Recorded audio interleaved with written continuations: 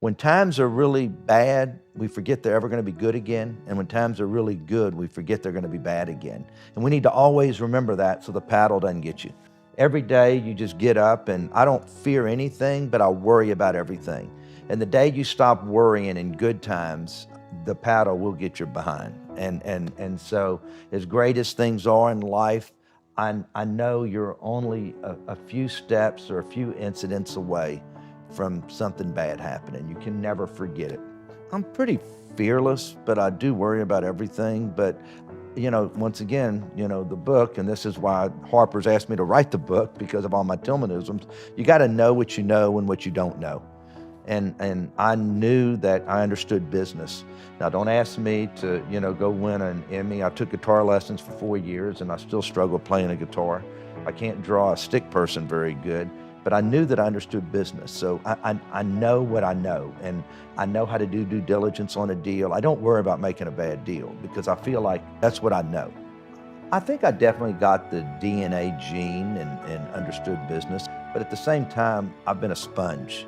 And I'll look and watch everything and pay attention. And every day I get up, I look for mistakes and what I can learn that day. You don't ever think that you know it all because you don't. And so every day is still a learning process. And you can't ever get caught up with who you are because you're worth a few $1 billion and you have an extremely large company. Some people just are not good at choosing the right company. And also the person interviewing makes promises that never happen. And I think that's one of the biggest mistakes that people make is choosing the wrong company to go to work for. Do they really have good liquidity? Are they going to be in business? Are they an acquisition target where all of a sudden that they are and you're going to get bought and probably laid off? Everything do they have a product that is going to be around for a long time? So everything from liquidity to product, acquisition target, growth, where are you going to go? Everybody should always ask themselves if they want to grow and they just don't want to just whatever is say, where can I be in 5 years? If I can't be at this position in 5 years, then this isn't a good career path for me. I think everything is career path. Let's go back to 10 years old. I walked around with my business, my briefcase, full of business. There was no business in it, but I wanted to be a business guy, but you really didn't know what it was. By junior high, I was buying candy and reselling it at school. By high school, I was already trading on the stock market. That's just, hey, doing whatever it took to make money. I always wanted to make money. I always had money, even when I was a kid, because I always worked, whatever job I could find, whether it was mowing somebody's yard or washing cars or selling lemonade to the construction workers. It was just always about making money. Somebody said, why are you so successful? Because I sell. And even when you go out and you raise billions of dollars in debt, and you're meeting with debt holders, you're still selling yourself. That's what it's all about. You're not just selling the deal. When I was public for 18 years, okay, and you're selling equity, I did 5 follow-on offerings, the most a restaurant company ever did when I was public. And you are selling yourself, and you know your numbers, you know your business, and you make yourself that you know more than everybody else. Even if you don't. I knew how to make money, and so at 21, I sold vitamins. I started building homes, building shopping centers. By the time I was 26, I built my first hotel. By the time I was 25, I told myself I'll have my first jet at 35, and I did. So I was an investor in a restaurant, and then when the world collapsed in the late 80s, you couldn't develop anything in Texas for the next 10 years. That's when every S&L failed. Like I said, every bank failed. And I just started opening restaurants and did that between like 86 and 92 and then 93. I said, well, you know what I'll do? I'll just build restaurants because I understand this business since you can't develop anymore, and I'll take it public because that's when the whole big thing of restaurant chains going public. Did that for the next 17 years and then was an opportunist, which I always talk about, is that my stock crashed with everybody else in 08 and 09.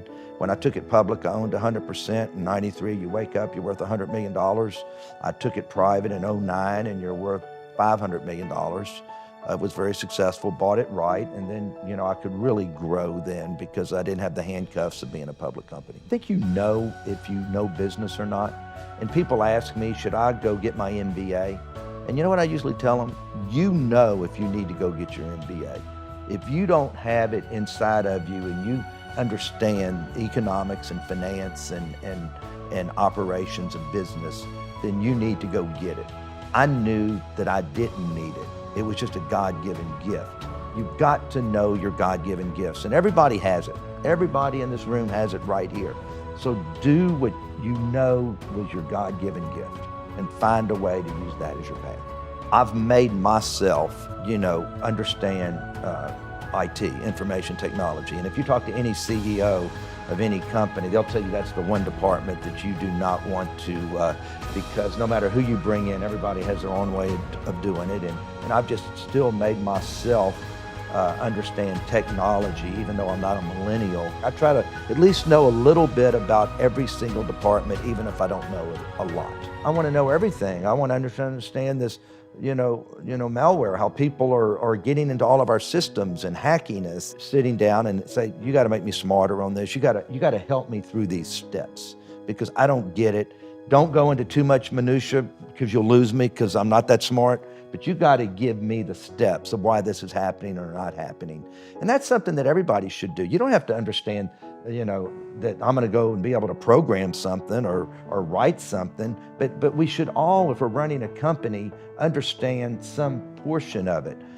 When I'm shooting $1 Billion Buyer, I know what all these different people do and exactly what they're doing and how important, each person is. And it's just trying to understand what you do, and it makes you appreciate that person and how smart they are at that job too, and how important they are to your company. Learn how to make decisions. See how I make decisions every day about everything, whether it's a little decision or a big decision. And they've been doing that with me.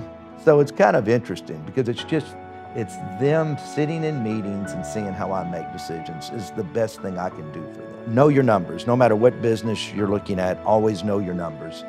Number 2, realize that we're not successful if that consumer does not come to us, whether they're eating in your restaurants, whether they're playing in your casino, and whether if you don't have a good product on that basketball court, the fans are not going to come and buy those tickets, the sponsors aren't going to come, and therefore you're not going to have the money to pay for those good players next year. You're not going to be able to pay Russell Westbrook and James Harden each $40 million a year. You've got to always remember, we're only as good as us taking care of that consumer.